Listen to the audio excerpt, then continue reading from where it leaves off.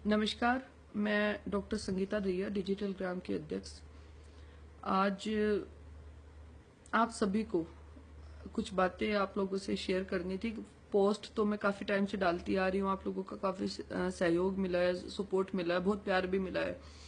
और टाइम की कमी की वजह से मैं हर बार रिप्लाई नहीं कर पाती हूँ, क्योंकि काफी फॉलोवर है, इतने लोगों को रिप्लाई करना नामुमकिन है।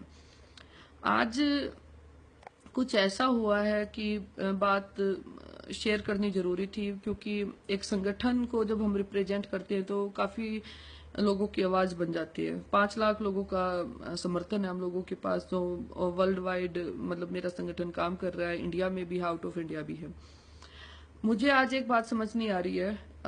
राजकुमार सैनी जी, अभी न्यूज में मैंने देखी, हरियाणा में दोबारा वही माहौल बनाने की ये लोग क्यों कोशिश कर रहे हैं। अगर उनके ऊपर किसी ने शाही डाल दी तो हम ये तो कहते ही हैं चलो निंदनीय है, शाही नहीं डालनी चाहिए, वो एक प्रेजेंट एमपी है, उनकी भी एक गरिमा है, लेकिन उनको भी अपनी गरिमा लांघनी नहीं चाहिए थी। जब उस लड़के ने वहां पे शाही डाली तो मैंने भी वो वीडियो खुद देखी है। 15-20 लोगों ने उसको कुत्तों की तरह मारा पीटा, लात मारी, गुस्से मारे, उसको गालियां दी, अभी उसकी माँ बहन की गालियां दी। वहां पे पुलिस खड़ी थी, पुलिस को अपना काम करने देते हैं। अगर उसने शाही डाली है तो उस लड़के को अरेस्ट कीजिए, उसके ऊपर जो भी कार्यवाही बनती है वो आप कीजिए, लेकिन कानून हाथ में लेने का अधिकार क्या राजकुमार सैनी को है क्या, या उसके जो समर्थक है उनको है? किसने अधिकार दे रखा है? या मतलब समाज का ठेका, हरियाणा का ठेका राजकुमार सैनी ने ही उठा लिया। पिछले 2 साल से एक हरियाणा में अपना आपस में गृह युद्ध छिड़ा हुआ है, जाट नॉन जाट। आज से 2 साल पहले कभी कभी भी जात को लेकर लड़ाई नहीं हुई। कांग्रेस भी आई, चौटाला भी आया, और पार्टीज भी आई। मैं किसी भी पार्टी की नहीं हूं, मुझे किसी भी पार्टी का फेवर नहीं है, और मैं गर्व के साथ कहती हूं मैंने आज तक किसी भी पार्टी के किसी भी नेता से कोई काम नहीं लिया है। अगर हमारे अंदर कुछ है तो हमारे अंदर इतना जज्बा है कि हम अपना काम अपने हिसाब से करते हैं। हमें किसी भी राजनीतिक लोगों का सहयोग ना तो चाहिए है, ना पहले कभी चाहिए मुझे, ना मैंने लिया कभी। लेकिन एक चीज आज मैं राजकुमार सैनी को अपने माध्यम से ये बताना भी चाहूंगी और सचेत भी करना चाहूंगी कि सैनी जी, आप बार बार 10 बार ऐसा हो चुका है, कभी आप कहते हो जाटों को चूड़ियां पहननी चाहिए, कभी आप कहते हो कि जाट कुत्ते हैं, कभी आप कहते हो कि जाटों ने मुरथल में रेप किया, कभी आप कहते हो कि जाट दंगे फसाद करते हैं। मुझे एक बात समझ में नहीं आती, तकलीफ क्या है आपको? क्या तकलीफ है? या तो आप मानसिक रोगी हो, या आप पपेट बन गई हो कि बीजेपी के जो टॉप लीडर गेम खेल रहे हैं बैठ के। जो पढ़ा लिखा इंसान है उसको सारी राजनीति समझ आ जाती है कि हरियाणा में जाट और नॉन जाट की लड़ाई छेड़ दो, जैसे यूपी में हिंदू और मुसलमान की लड़ाई है, वैसे हरियाणा में जाट और नॉन जाट की लड़ाई छेड़ दो, ताकि सारी जिंदगी बीजेपी के दरवाजे खुल जाए। मैं मोदी जी का सम्मान करती हूँ, हमारे देश को मोदी जैसा प्राइम मिनिस्टर कभी नहीं मिल सकता, आई एग्री विद डैट, लेकिन आप जैसे नेताओं ने ना उस आदमी का भी सिर झुका दिया। और कुछ कमियां हमारे प्रधानमंत्री जी में भी है। जाट आरक्षण के टाइम पे इतनी लड़ाई हुई, दंगे हुए, फसाद हुए, इतने लोग मारे गए, पता नहीं क्या क्या हुआ। उसके बाद कुछ नेताओं ने मैं प्रॉपर नाम भी ले सकती हूँ, चलो मेरे पास इतने एविडेंस, मेरे अपने संगठन के पास इतने एविडेंस है कि मतलब जो मासूम लोग थे, जो मौके पे आरक्षण के टाइम पे मौजूद नहीं थे, उन लोगों के घरों में लेटर भिजवाए गए, क्योंकि वो कांग्रेस के समर्थक थे या वो चौटाला के समर्थक थे। गुंडा राज बना के रख दिया आपने हरियाणा में। इतना बुरा हाल हो गया आज मेरी स्टेट का कि हम अगर कहीं पे भी जाते तो हमसे ये पूछा जाता आप जाट हो या नॉन जाट हो। मेरे साथ खुद ऐसा हुआ है। अभी रिसेंट में गुड़गांव के एसडीएम के पास गई थी, वहां पे कोई काम था मुझे, तो मुझसे ये पूछा गया are you Jat, what is meaning of this.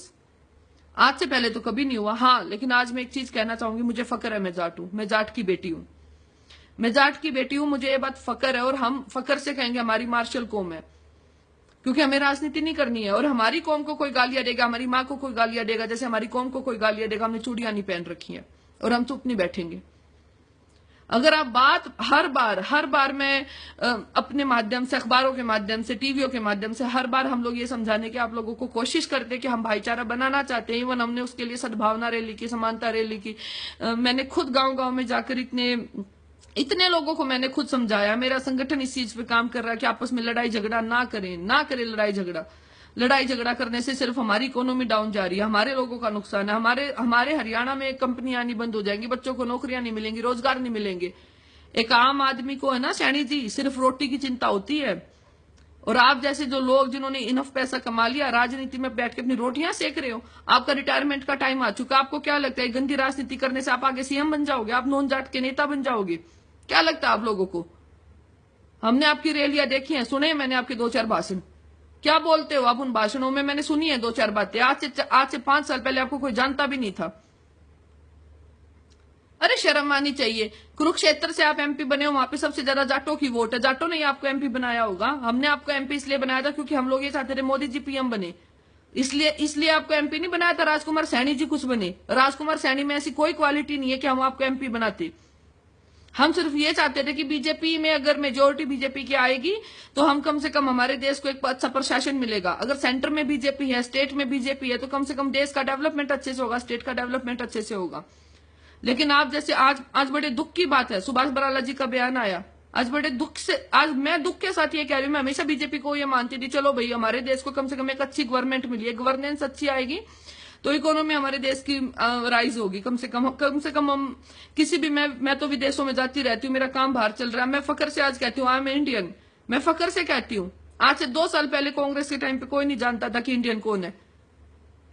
चलो हमारी पर कैपिटा इनकम हमारी इंक्रीज हो रही है मोदी जी के आने से, लेकिन क्या अकेला मोदी जी देश को डेवलप कर पाएगा? अरे आप एमपी हो, आपकी गरिमा क्या है? आज मेरे 2 क्वेश्चन आपसे सैनी साहब। पहला ये, क्या आप मानसिक रोगी हो? या तो आपको कोई तकलीफ है, आपके दिमाग में कोई तकलीफ है, या आपको कोई ऐसी प्रॉब्लम है, आप हमें खुल के बता दीजिए। आपको अच्छे डॉक्टर की जरूरत हो तो आप वहां पे जाइए। दूसरी बात, जाटों के नाम की इतनी तकलीफ क्यों है आपको? क्या ले लिया जाटों ने आपसे ऐसा? इतनी तकलीफ क्यों है आपको? कुछ तो है आपके साथ। आई एम सॉरी टू से, मतलब, लेकिन कुछ तो है आपके साथ। आज मैंने इंडिया न्यूज में डिबेट देखी। बीजेपी के प्रवक्ता ये कह रहे हैं वहां पे बैठ के कि कांग्रेस के टाइम पे भी सेम चीजें होती थी। बीजेपी वालों को मैं आज एक बात बताना चाहूंगी, कांग्रेस वाले कुएं में गिरेंगे तो आप कुएं में गिर जाओगे क्या? अरे एक आम आदमी क्या चाहता है अपनी सरकार से? लोकतंत्र में सबको अधिकार है बोलने का, करने का। क्या चाहते हैं हम लोग आपसे? हम लोग ये चाहते हैं कि बस हमें एक अच्छी गवर्नमेंट मिल जाए, हमारे देश की तरक्की होनी चाहिए, स्टेट की तरक्की होनी चाहिए, लोगों को रोजगार मिल जाए। रोटी कपड़े मकान की चिंता होती है आम आदमी को। हमें कोई फर्क नहीं पड़ता एमपी कौन है, सीएम कौन है। कांग्रेस ने कुछ किया तो बीजेपी वही करेगी। ओबीसी नेता बैठ के ये कह रहे हैं वहां पे टीवी में। आज की बात है, ये डिबेट इंडिया न्यूज में डिबेट आ रखी थी अभी। सतीश यादव जी थे ओबीसी नेता, उन्होंने कहा कि नहीं हमारी तो बस सरकार से एक ही डिमांड है, हमारे नेता को Z+ सिक्योरिटी दी जाए। राजकुमार सैनी जी ने क्या झंडे गाड़ दिए उनको Z+ सिक्योरिटी दी जाए? बता दो आप लोग, हमें बता दो भाई, उनके योगदान बता दो। उनके योगदान मैं बता देती हूँ आपको। जिस दिन से वो एमपी बन के आए, उनका योगदान ये है कि एक जाटों के तो हाथ धो के पीछे पड़ गए हैं, और हम लोग हाथ जोड़ के ये बार बार रिक्वेस्ट करते हैं। मैं भी एक संगठन चला रही हूं, और भी संगठन काम कर रहे हैं, हजारों आदमी समाज में ये काम कर रहे हैं कि भाईचारा खराब ना हो, भाईचारा बना रहे, आपस में प्यार बना रहे, लोगों के बीच में प्यार बना रहे, कि हमें ये जात पात की लड़ाइयां नहीं करनी है।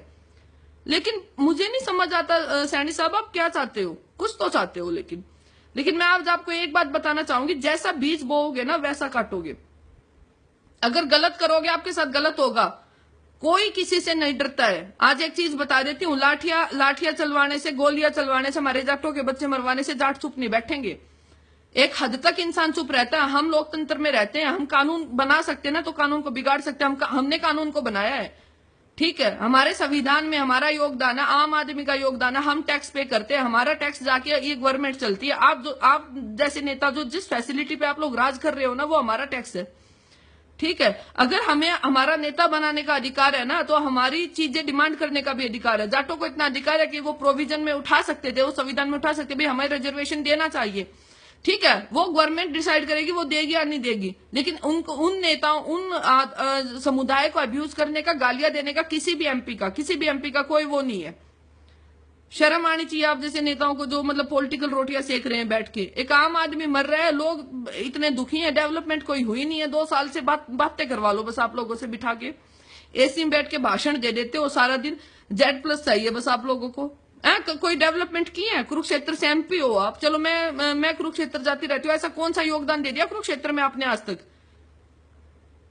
शर्म आनी चाहिए। मतलब एक एमपी हो के आप बात बात पे वो जाट कुत्ते हैं, जाटों ने चूड़ियां पहन रखी है। अरे जाटों ने क्या नहीं किया देश के लिए।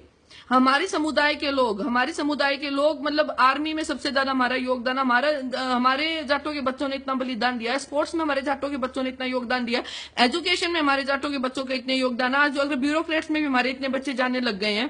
क्या नहीं किया हमारे जाटों ने। पता नहीं आपको क्यों इतनी तकलीफ है हम जाटों से।